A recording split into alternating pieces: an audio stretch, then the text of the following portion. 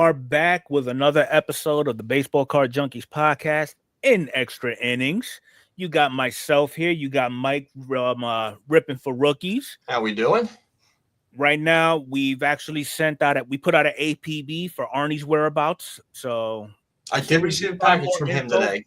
What was that? I received the Heritage Break package from him today. So okay, so we know he's alive. He's at least he's sending stuff out. So he's sending stuff out. All right. So hopefully whatever he's got going on, it dies down. Yeah. But so couple of things. First off, quick roll call. We got Clinton Ray first up the bat.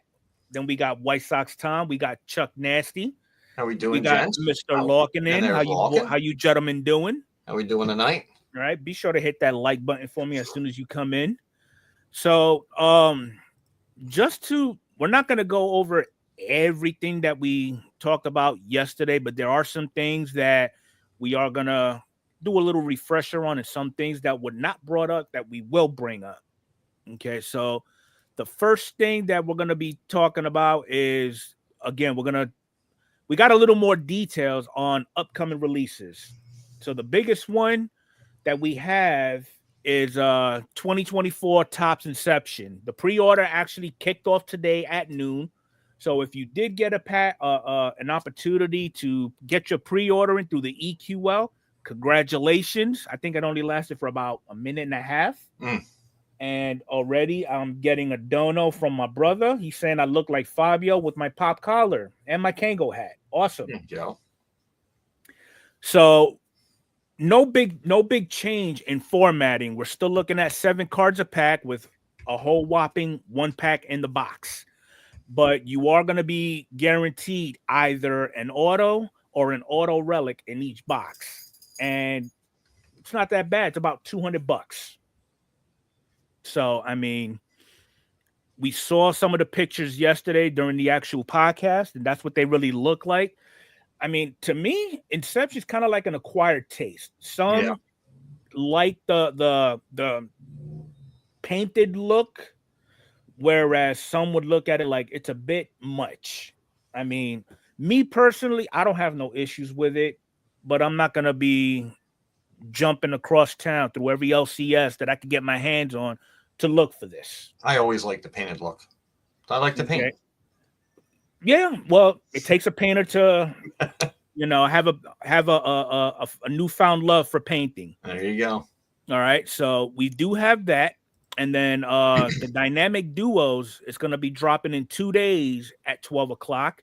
Now, with that product, you're looking at 5 packs per box with 5 cards in each pack, and you get a dual auto in each box. And the hobby box pricing to be determined.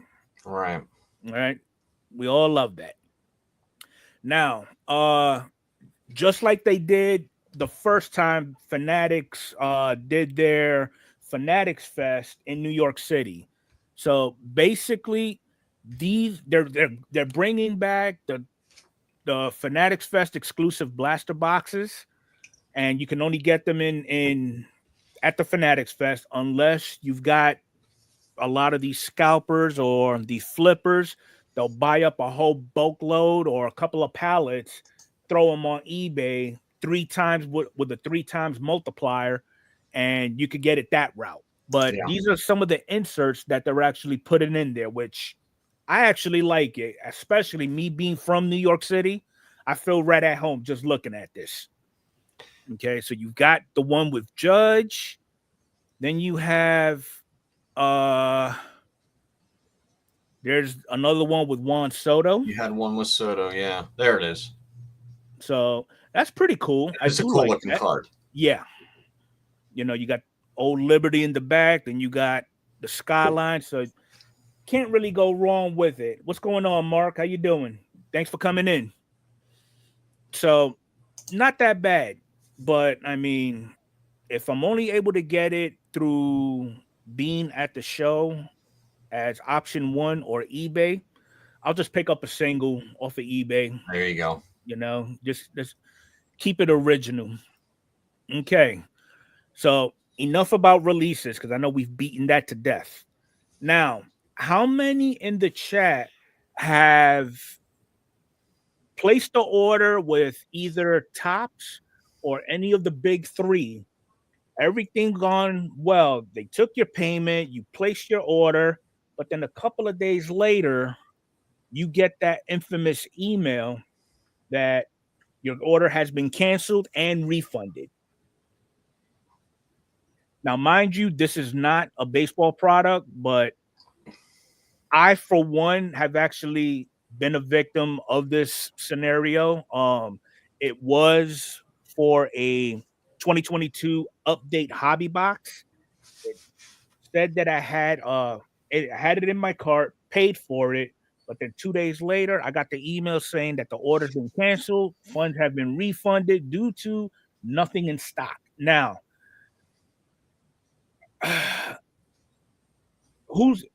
I mean, there's so many ways of getting this rectified. Identify on the website, okay, for one, and basically, if you do if you do have a social media account, why don't you throw like a little message on there, like everybody else does? Mm-hmm. I mean, has this ever happened? You said this never happened. You never placed the order and it canceled on you, right, Mike? No. But the last time I do remember for a baseball product was, I think it was 2022. Topps Fire was the last year the Fire was put out, Right? And they oversold, and there were hundreds of people that got a cancellation notice from Topps. And this was their last rodeo, was it not?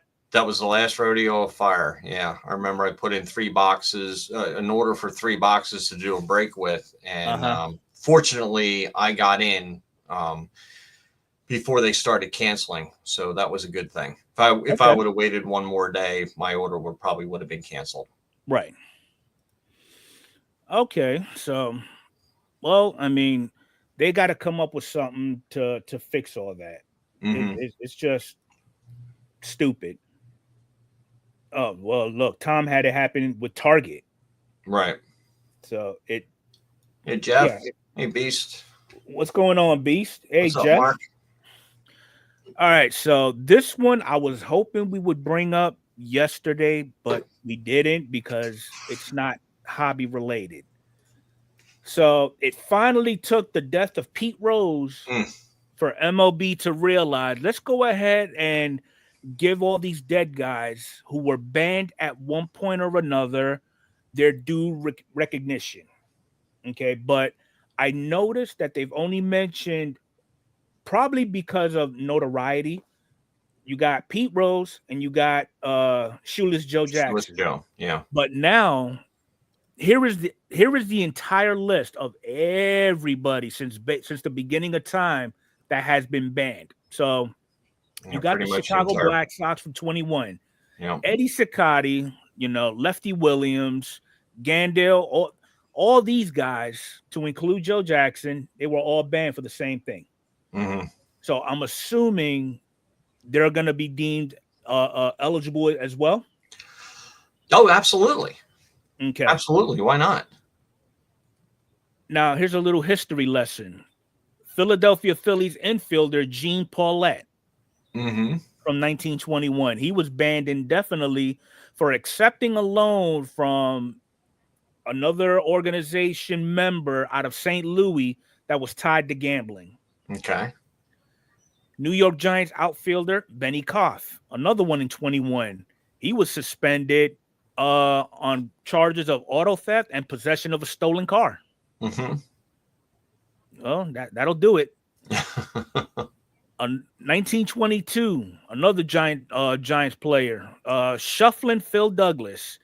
He was banned for life by the club for writing a letter to the Cardinals outfielder Leslie Mann asking him to throw the game.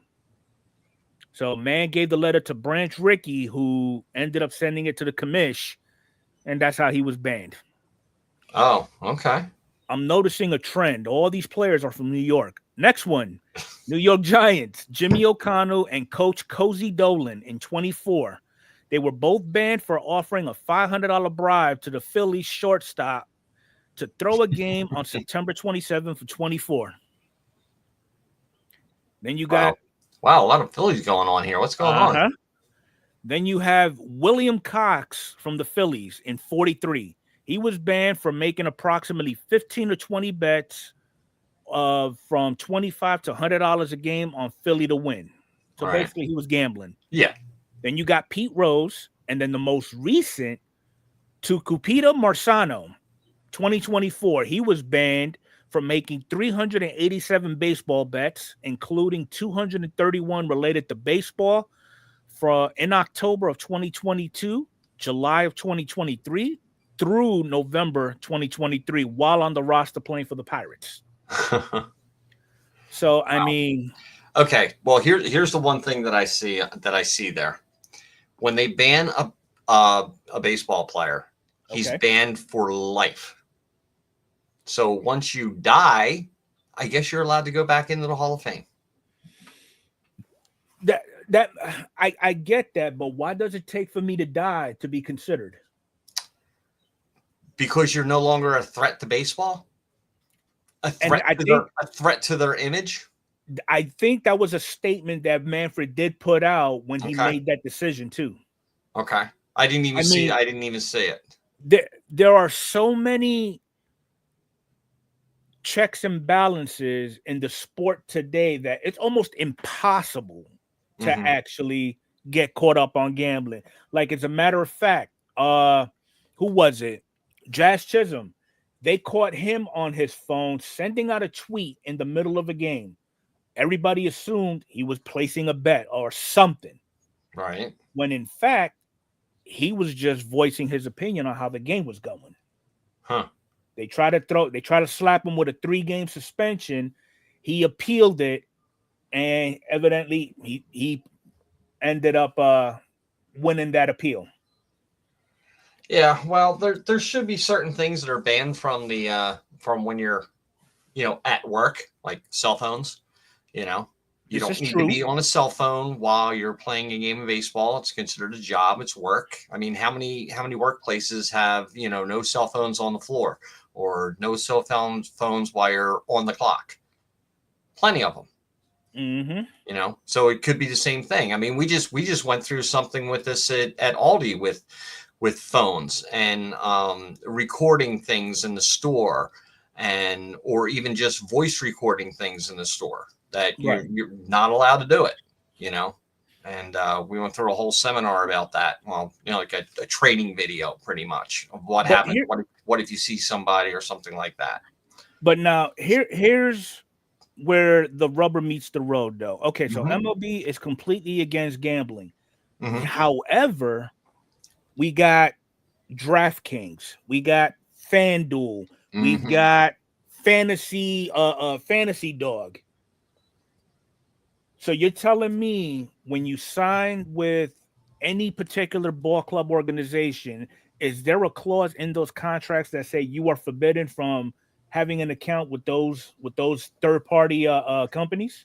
I think it would probably have to be universal in all contracts, don't you think? That every contract should have some kind of stipulation like that.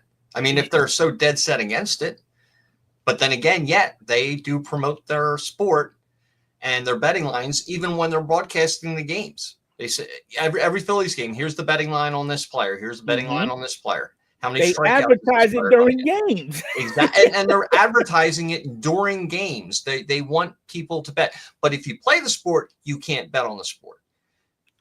It can't be no rules apply to thee, not for me.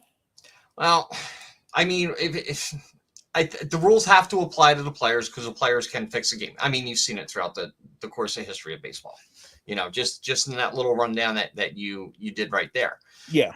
That people are being paid off and everything else. So it's got to be tied to somewhere. But now that gambling is somewhat more legal, which I mean, it is what it is. Now the question that I had was, okay, so the very first set of banishments from the game happened with the White Sox, the Black Sox. 1920s, 19 teens, yeah. From 1921 to 2025, I would say it's safe to assume we had a minimum of 5 MLB commissioners in between that time window. Oh God, yeah. So are these incoming commissioners looking at or reviewing all these banned players from their predecessors and just leaving it as is? Or, I mean, have they even considered to lift it, but Well, just wouldn't because of the nature? well, you think that what, lift the gambling or lift their suspensions? The suspensions, yeah. Well, the suspensions for most part, Manfred has lifted. I mean, we have a list of players that were suspended, but are they being lifted? We don't know. Is there a full list, or all those players that you just listed? That's everybody that is currently. Those are the only ones identified as being banned for life. Okay, but Manfred, how many players did he actually reinstate? Well, that's the thing. He's saying now, and I don't have the actual verbiage with me, but because most of those players are long gone, except for that the player that was on Pittsburgh. Yeah, he's the only one. But it seems to me that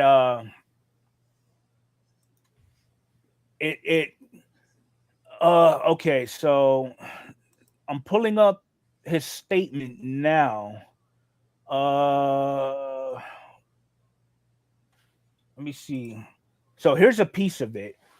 Obviously, a person no longer with us cannot represent a threat to the integrity of the game. Okay. Manfred wrote in his letter to attorney Jeffrey M. Lenkov, who petitioned for Rose's removal from the list. Moreover, it is hard to conceive of a penalty that has more deterrent effect than one that lasts a lifetime with no reprieve. So therefore, I have concluded that permanently eligibility ends upon the passing of the disciplined individual. Okay. So that tells me everybody that's on that list, minus the most recent, is eligible. Is eligible. Yeah. That's what it says. So now the question is, I know they'll likely be up for consideration in the upcoming Veterans Committee for the Hall of Fame for 2026. Mm-hmm. No, 25. Are they going to go ahead and just put them all in since now they're eligible? Or are they going to use what they were banned for as a reason to not vote them in? Well, out of all those players that were banned, how many are Hall of Fame worthy? I think the only two that we know of are Pete Rose and Shoeless Joe Jackson. I would give consideration to Eddie Saccotti too. Okay. I don't have all the stats in front of me of the players and what they did or how long they played. But, just off the top of your head, I mean, they're the two biggest names. Yeah. Pete Rose and Shoeless Joe Jackson. Do they go on the ballot next year? More than likely, they will go on the ballot. But what do you think in the chat? What do you think? Do they go on the ballot next year, or do we have to wait a certain amount of time for them to go back on? Okay, so Larkin is saying all of them before Rose was already considered and not voted in. There was no rule against them going into the hall before that. Okay. Jeff says, why wasn't Shoeless Joe Jackson in the Hall of Fame after he passed away in then 51? Well, because now it's clarified. It took 75 years for them to clarify, Okay, Chuck is saying they'll be on the ballot in 27. On the ballot in 20, they go on the ballot in 27. Okay. And Pete Rose now being MLB The Show. Yeah, probably. So, I mean, it's sad that, I mean, I don't want to sit here and say that the punishment is too harsh, that banning a player for life, because okay, the moment Pete got banned, I don't know exactly how long he stepped away from baseball and all its activities to where he was making frequent trips to Cooperstown to sign autographs. He showed up to MLB Network, do live commentary, things like that. I thought you was banned for life. Yeah. You know? So, I mean, to me, it's either all or none. And the Rose family met with Manfred in December of last year. The lift of the bans have nothing to do with Cheeto. The era committee still has to come. Exactly. And that's my point, Dom. So since Manfred has lifted the ban, will this committee consisting of peers alike, will they hold their gambling or their reasoning behind the ban against them and not get them in? I think it could be like this, like the steroids too. You never know. Like how many players that have been accused of or tested for steroids are not in the Hall of Fame because they, And that's another one we're going to get into here right after this. Yeah. But Pete Rose for his playing career, take out the gambling when he was a manager. I mean, first ballot. Oh yeah, I mean he's first ballot, no doubt. But he would have been for Pete's sake. Yeah, if he wasn't involved in gambling, he would probably be unanimous. But now that's going to be held against him. But he will get in the Hall of Fame. I think it's long overdue. I mean, let's take a look at Pete's stats for a minute. So in his career, he's got a 79.6 WAR, 4,200 hits, most all time. He wasn't a power hitter, but it doesn't mean that he can't put one over the fence. I'm surprised he actually hit that many. Lifetime 303 batting average. Okay, 2,100 runs, 1,300 RBIs, just under 200 stolen bases. He's an MVP, Rookie of the Year. He's got 3 rings, 17-time All-Star. He's got 2 Gold Gloves, a Silver Slugger, 3 batting titles, World Series MVP, and he's got the Clemente Award, which is pretty prestigious if you ask me. Plus, I believe that he played 4 positions, 2 in the outfield, first base, and third base, correct? Outfielder, first base, and third. Yeah. Towards the end of the career, they moved him over to first. I did not know that. He was a switch hitter. He was. Why do I always remember him batting left? I'm sure he was a switch hitter, but I always remember him batting left. I mean, when was the last time anybody has seen a player's stats where you see a lot of bold italics? Yeah. I mean, he led the leagues in plate appearances, games, and at-bats so many times it was ridiculous. Yeah, and runs and hits. Wow. It's crazy. It's insane. I mean, look, highlighted in yellow, he leads the league in games played, plate appearances, at-bats, and hits. He was 41, for God's sakes, and he played all 162 games. Mm-hmm. Really? Whereas you got kids nowadays, they get hurt spring training, they're done for the next 2 seasons. Yeah. So, I mean, at the end of the day, I'm glad to see Pete actually get in. It's long overdue, and hopefully Manfred actually did this because it's the right thing to do, not because this is going to be a beacon of light on his tenure as MLB commissioner. Right. So that's just what I'm looking at it as. Since you brought up the roids, since I did, one of our guys got it. Real quick, and okay. I'm sure Larkin would appreciate this. Larkin's a Royals fan, is he not? I believe so, yes. So in case everybody's wondering, Jack Caglione got promoted to AAA, so he's now a Omaha Storm Chaser. Okay, so Johnny Bench and a lot of those guys from that era don't think he deserves to get in. I don't see him getting voted in, but we will see. Wow.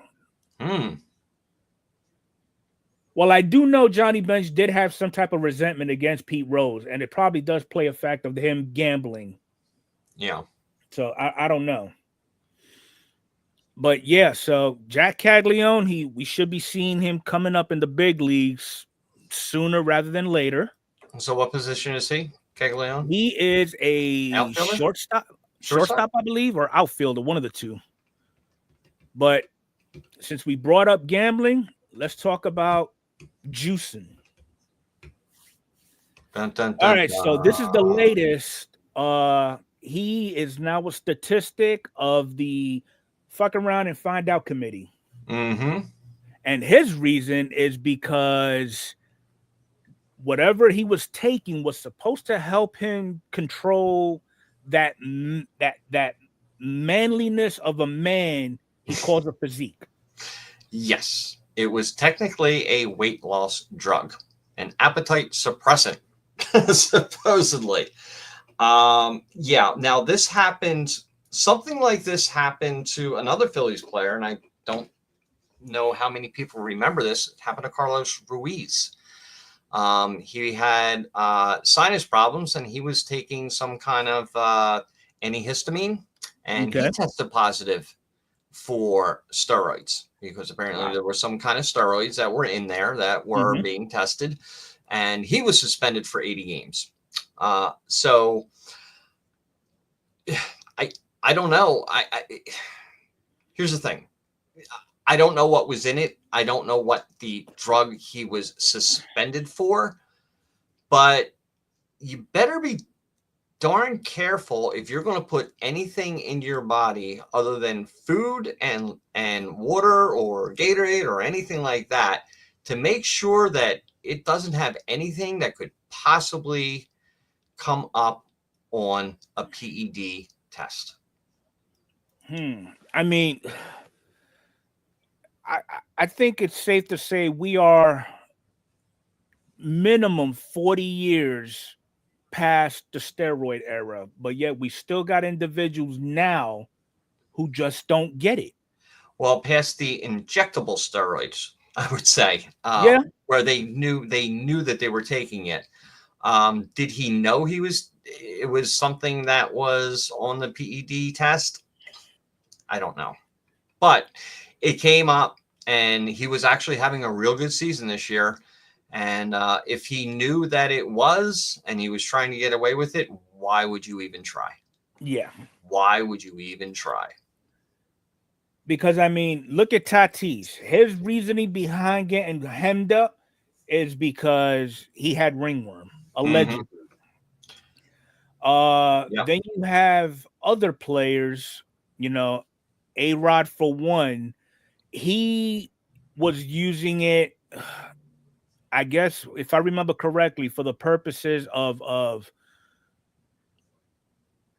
healing of some sort, a more speedy healing. But at the time that he got caught, there was a list of banned substances that you get hemmed up for. And I guess the products that he was taking, none of those listed brands were on there. And I guess they was in the middle of revision of the banned list.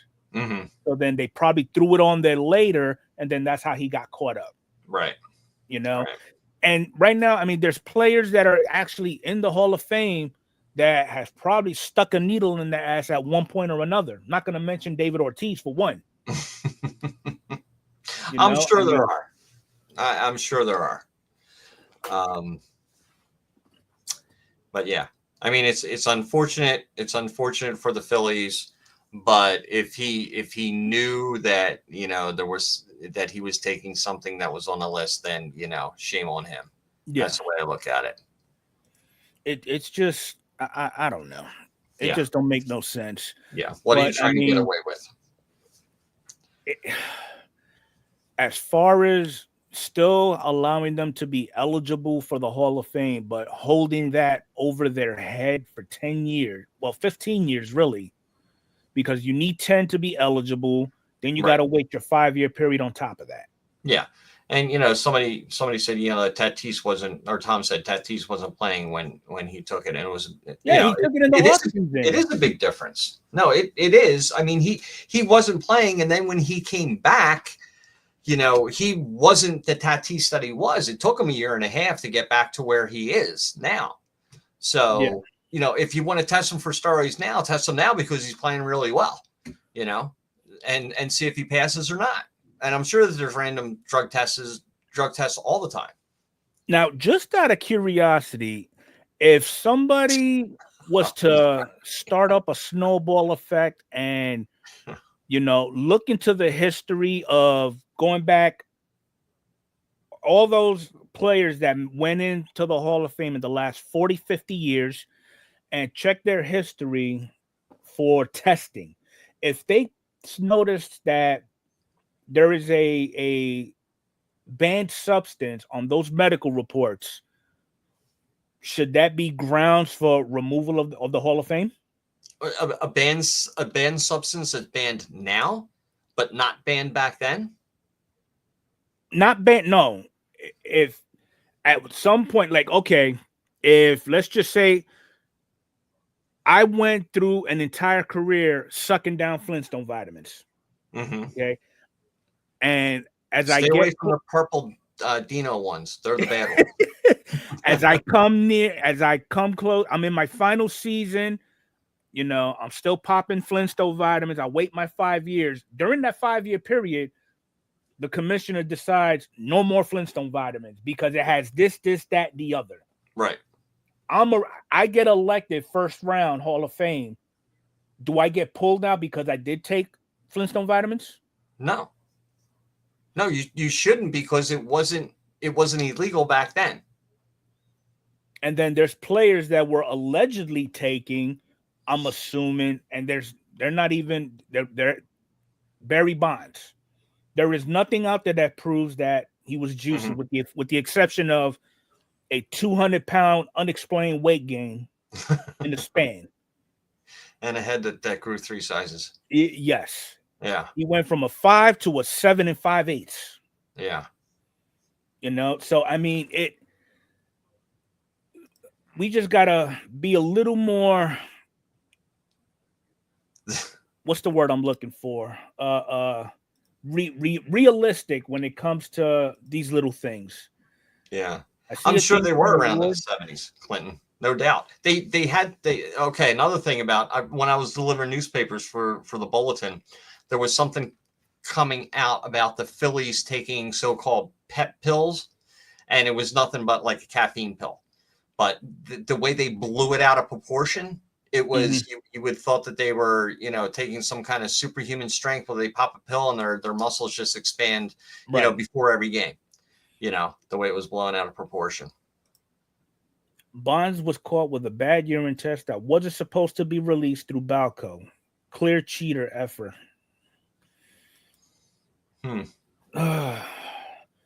I don't know. I mean, Bonds ain't the only one that grew by adding water to him.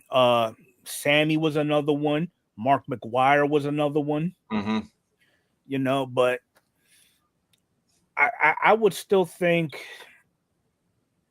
why not? I mean, they've said it many times in the past. Get them in, put an asterisk on their name, and make a little disclaimer on their plaque. Yeah. I mean, we've had this conversation so many times. Like every year it comes up right around this time of the year when the Hall of Fame is, people. And that's another thing. What about when people were actually using full-blown drugs? Yeah. Yeah. So, I mean, everybody who is in now, from recent to way back when, at some point has done some kind of dirt. And people just look the other way. Yeah. Yeah. Pills. There you go. When you're overseas, I used to drink this energy drink. It was called Rip It. They were basically Red Bulls sponsored by Temu or Etsy. Because they were just knockoffs. Yeah. But they did their job. So, but ultimately, again, between the lifetime bans, the steroids, because you've got a lot of these reporters that are they weren't even thoughts or twinkles in their dad's eye. They're the ones that hold these players' fate in their voting. Right. They didn't watch them play every game. They didn't see, they see highlight reels now. That's what they see. And they see statistics in a book. They read a book and they make their decision. whether this player gets in or not gets in or doesn't get in. I had the pleasure of watching Pete Rose play in Philadelphia for 4 years. Okay. And he never took a playoff, ever. He was challenging every pitch that came at him when he was in the batter's box. Every time he would get a hit, whether it was the shortstop or over the shortstop's head, he busted it right down that first base line. Head first slides, all that stuff. Charlie Hustle. That's the way he played. So would you think it would make sense if they were to revise the voting criteria for all these voters and make it clear on what they need to review and base that off of their decision? Well, I think what we talked about last year, which I brought up, is you just can't have, say, okay, well, I'm a sports writer, so I get to cast a vote for the Baseball Hall of Fame. Right. It has to be a little bit more broader than that, and it just can't be like a pocket of guys from their 20s to 40s. They should have guys that are like in their 70s, 60s, 50s, and have it all kind of like equalized, where you don't have a bunch of 25 or 30-year-old guys just making the votes for baseball. So have voters old enough to where they old enough to remember the players. Yeah, to actually see the players played live, not just look at statistics and highlight reels, right? Stuff like that. Because I mean, like with the Veterans Committee, I think it makes sense to have that committee consisted of other players. Absolutely. Why don't they do that with the actual Hall of Fame? Mm-hmm. Here's little Timmy, 22 years old. You're going to trust him to vote in somebody who's played for 20, 25 years from the 90s or even the early 2000s? Yeah. Yeah. I mean, you got to come up with, they got to get better. Right. Because, Ichiro, he just got in now, and, his highlight reels were basically from 2000 to 2010. Yeah. Right. So somebody that's 25 years old right now may have seen him in his later years when he was with the Marlins and be like, oh, well, he wasn't that great, but. Okay. So Larkin is saying that every voter has covered baseball for 10 years minimum. For a minimum of 10 years. Okay, good. It should be at least 10 years. I would go out on a limb and I think it should be more than that. Yeah. Yeah. I honestly think it should be more than that. I mean, you could have somebody that will say something outlandish, I was a sports analyst who I was working from home watching games, and I was making my analytical assessments that way. Yeah. Or you'll have some kid, I've played MLB The Show for 10 years. Come on now. I mean, there's so many things that just needs to change with how we conduct ourselves in the sport. It's I don't know. It just don't make no sense anymore. Well, but there's no perfect scenario, but as long as they just try to keep making improvements to it all the time. Yeah. Okay. All right. So the last piece that we're gonna cover, and we're not gonna stretch it out too thin, lay it on thick, because I think we did a good job of it yesterday. Hold on, what is B saying? You could be on the committee if not for those 2 tours in the 4th. Yeah, you're probably right. Yeah. So we've all got, at one point or another, or know somebody who has gotten into a break, picked up some product from their local Target, Walmart, LCS, did a video, ripped it, pulled something massive. Okay. Almost instantly, and it happens with everybody, let's just say you pull a out of 5 parallel autograph, whatever the case may be. You're going to be thinking, okay, I should go out and get me another box to see if I can get something that can beat that out of 5. This is going to be the way it's going to be in every box I buy. Exactly. Yeah. You know, you try some Mojo Jojo Jobu type nonsense, light a couple of candles on the box and think that's going to be the one. But Don't then forget the rum. you find yourself blowing through allocated funds for recreation. You start having altered decisions such as, man, they've got this one last box for $400. My car payment is usually due the last day of the month.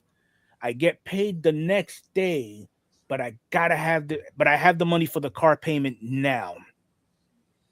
I could go ahead and pay the day late. Then it starts building upon that. Next thing you know, you're tapping into credit cards. You're asking friends of friends, hey, can you pick me up a spot and I'll pay you back? Or it just grows out of control to the point where, and we've brought it up on a couple of Reddit posts yesterday. You got some dude who maxed out four credit cards that had a limit of 6 figures apiece. Oh dear Lord. And then there was one guy in just 2024, he blew through $244,000 in breaks and just buying product. And his excuse was, fortunately for me, I make a shit ton of money. So does that give you the right to go ahead and put yourself in such a hole that to complain about it? Yeah. No, it doesn't give you the right. Now, I do know for every normal, decent-minded man and woman, because I see Adrian's in the chat too, if our significant other notices an unexplained increased amount of spending on products, or we're spending a lot of time on our phones, on our computer, on loop, whatnot, they're gonna more than likely call you on it and be like, hey, what are you doing, stupid? Then they're gonna start backtracking bank statements. Then you're gonna have to come up with the well, see, what happened was when they start blasting you with those questions, what is this $600 bill on a loop? What kind of loop? A jeweler's loop? You know, do you really want to put yourself in that predicament? Yeah. Okay. I mentioned it yesterday on a personal note. From my standpoint, okay, having bipolar disorder, one of the biggest symptoms of it is uncontrolled spending. I don't know why, don't know how, but every psychiatrist that I've seen has told me that's the first question they ask. Have you found yourself spending a lot of money for no reason? Well, yes, I have. Guess what? You're bipolar. Okay, whoopee. So I'm actually glad at this point of my collecting career that Fanatics is somewhat pricing us out of the hobby. So it's kind of tapered down on my spending, because we talked about it backstage. It's been minimum between the two of us of a year and actually buying a hobby product for ourselves. We're either going on eBay for singles or getting in on these relatively cheap yet friendly breaks. Like when you run breaks, I'll go in it, no problem, because I know for a fact you're not charging me the same amount it takes for me to make a car payment. Right. You know, but you've got other people where they actually go on these sites and just to close out a break. Because have you noticed, you see somebody they're trying to fill a break and there's like 4 to 5 spots left, and just to get the break rolling, they'll just clean that whole house up. I mean, I'm not gonna lie, I've done that quite a few times. You've done it, yeah, and you know, I keep telling you that, like, if one of my breaks isn't selling, just don't. Yeah. It'll sell. I mean, if we don't do it tonight, we'll do it tomorrow night. It's not a big deal. So I mean, and I forgot the name of the organization that is actually offering services for uncontrolled spending or bad hobby habits. I'm sure since Adrian is in the in the chat. She could probably throw the name of the organization on it. I think it's Collectors Med or something like that. But basically, it's kind of like a crisis hotline. Call them up. There you go. Collector MD. There you go. Okay. Yep. You call them up, tell them, hey, my name is John and I'm a collectaholic. Hi, John. And then they'll walk you through all the processes on making you realize what you're doing is not necessarily the smart thing. Okay. So, I mean, if you know somebody who is going down that rabbit hole, or you yourself are going down that rabbit hole, get the help. Okay. There's nothing wrong with it. And look, she's even put the link of the group below. All right. Well, I can just run through like the scenario that I did that, you know, got me back into the hobby and, you know, going down that rabbit hole. When I got back in 2020, you could buy a hobby box for $59. You could buy a jumbo for $89. Yep. All right. Not bad. You know, hanger boxes were $9.99. Blaster boxes were $19.99. Right. Higher end product was well under $200. Agreed. You know, I never bought any higher end. I would always, I started building my own flagship Series 1 and Series 2 and update. The first 2 years I started doing that.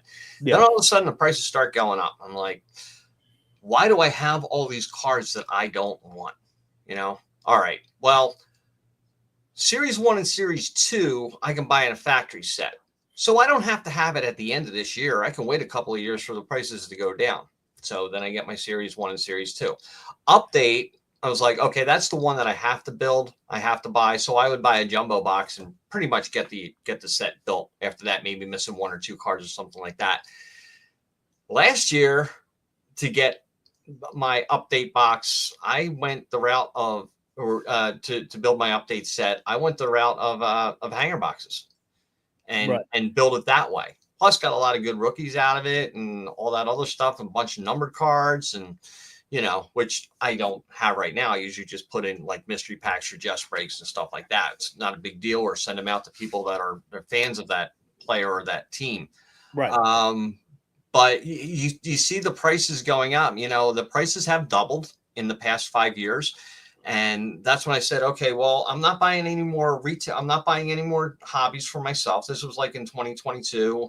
I was like, well, I'm just going to buy into breaks. You know, so I start buying into breaks, and sometimes it's a random break. I try to go to the pick your team because I just want the Phillies. Yeah.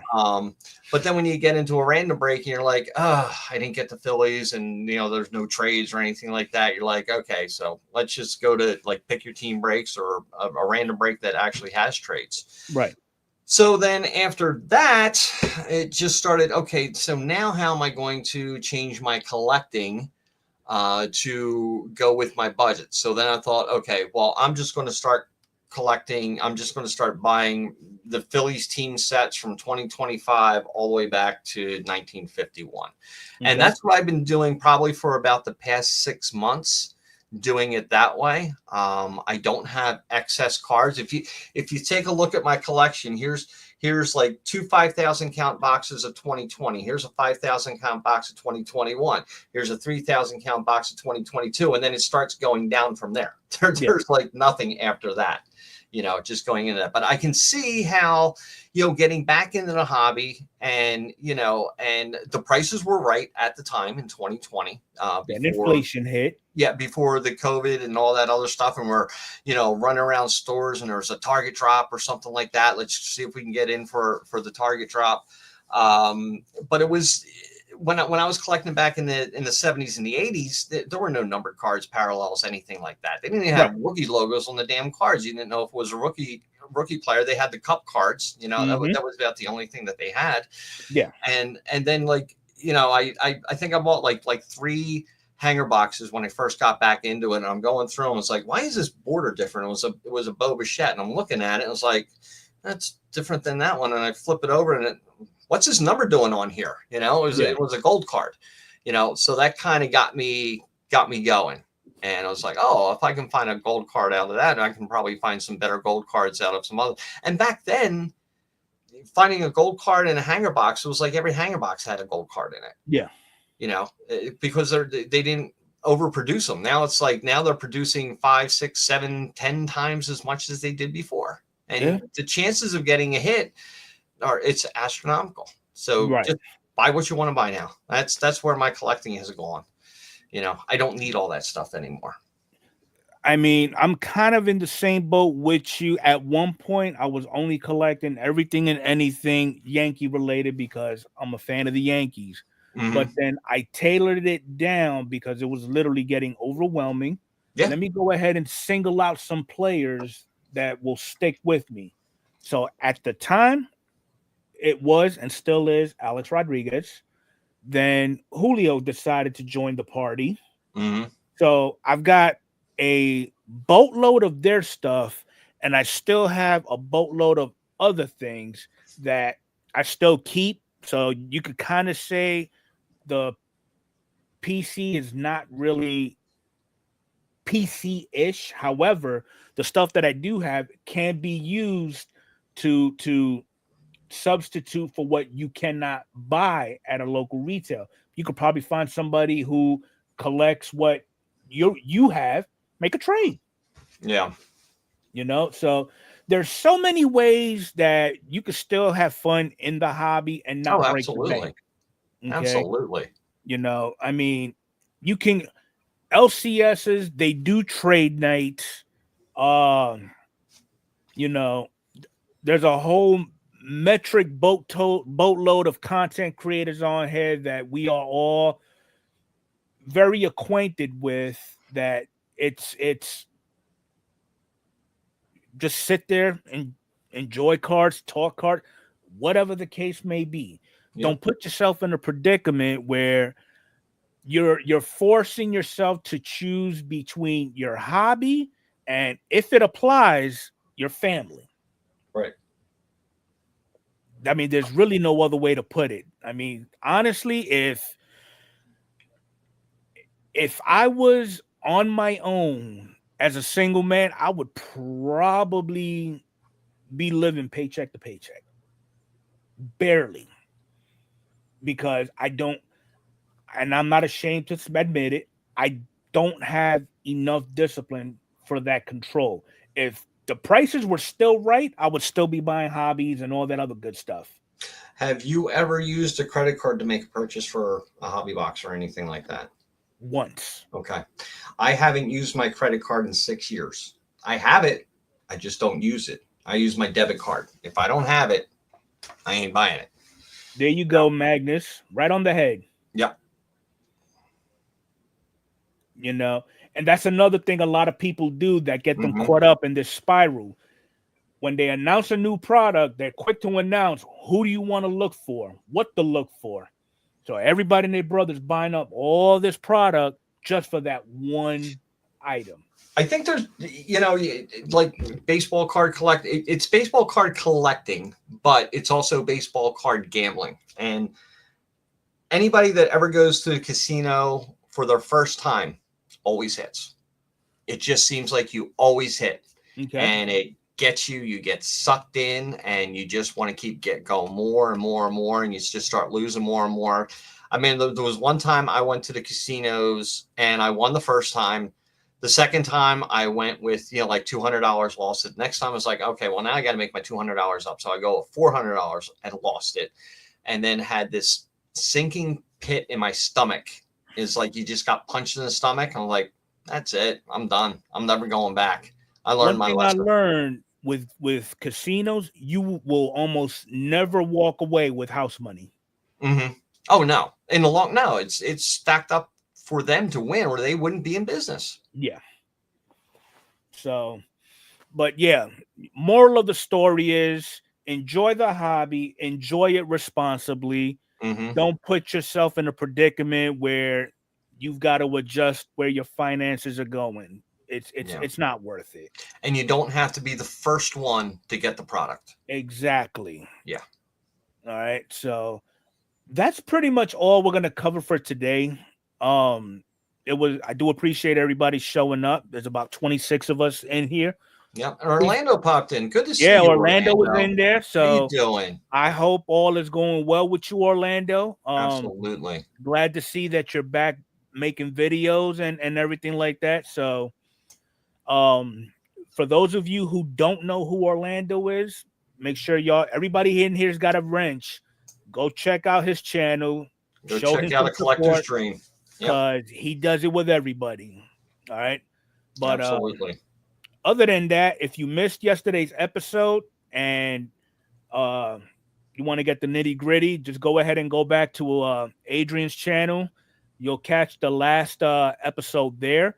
If you don't like visuals or whatnot, or you just need something to listen to on your way to work, you can catch us on all podcast listening formats. So you're going to find us either visually or through audio. All right. So other than that, I've been saying it for the last 2 weeks now. I've got boxes that I need to open. Eventually, I'm going to try to get them in this Saturday. It's going to be hard. Hold on. Next Monday is Memorial Day. Are we doing a podcast? Why don't you just do a live and open up your stuff then? Sounds like you don't want to come to work on Monday. It's a holiday. So you don't want to come to work on a holiday? I am working that day. It's time and a half work. I'm getting paid. I'm for talking the day, about your so second you're damn job. right, I'm working. So, okay, so I'm just saying it's a holiday. Let's do something different. The extra innings show will be tailored to a box opening. Okay, I'm gonna go ahead and open up everything that I got here, and we'll go that route. Right.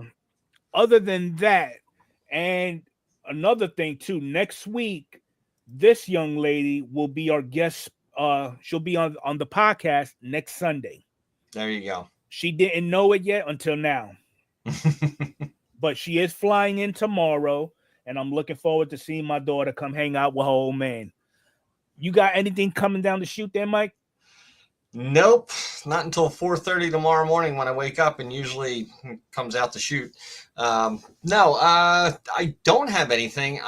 Looking to try to do some kind of a fun mixer type of break, but still waiting on the yeah, Dom, I do still have the mystery boxes. Maybe we should get I think I should get Steven here and Wheels, because they won the mystery boxes. Maybe we can open them up too and do it. So I'll reach out to Steve, and I got to get in touch with Arnie for Wheels' contact information, unless somebody else out there has it. Yeah. Can send it to my my email. Yeah, I did go to the card show, and they should not call that. I know why they call them card shows now, because there's not much baseball. It's mostly Pokemon and all the other stuff. Pokemon is taking over like a plague. Yeah, it was. I was kind of, like, it was probably like 60-40.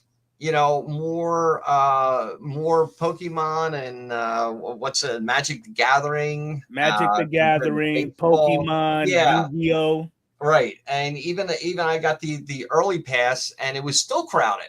Yeah, for the early pass, and it's like, oh wow, I can't wait to see what 10 o'clock looks like when the rest of the doors open up. But it really didn't get that much bigger. I think everybody just bought the early pass, to get in. So how many tables were at the show? I don't know, probably 50 or 60. Okay, so minimum 30. Yeah. Okay, yeah. So it's a decent size show. It was a decent size show. Okay. Yeah. But I picked up a few things, nothing crazy. I mean, I went with $200 and I came home with 150. So I didn't really buy that much. It was just kind of an experience. Okay. Yeah. I want to go to a baseball card show. That's what I want to do. Baseball card show only. You won't find them. I know. I don't care if it's only 10 tables. I'd rather go to something like that. Agreed. Definitely agreed. Yeah. But I did pick up this from some guy I was talking to. It was the 2029 or 2009 NL champion Philadelphia Phillies replica ring. They probably gave these out at the ballpark. I paid $10. More than likely. It was probably a free giveaway. I got it for $10. I was like, I'm happy with that. I'll take that. What the heck? There you go. At least you enjoyed you popped your card show cherry. Took a while, didn't it? So almost 6 decades. yeah. So all right. Again, thank you for everybody for coming out to the second part of the podcast and shooting the shit with Mike and I. And we will catch you all next Sunday, same time on Adrian's channel. That is 6 p.m. Pacific, 9 p.m. Eastern Standard. There you go. All right. So have a good night, everybody. All right. Good night. Thanks, everyone. Appreciate you.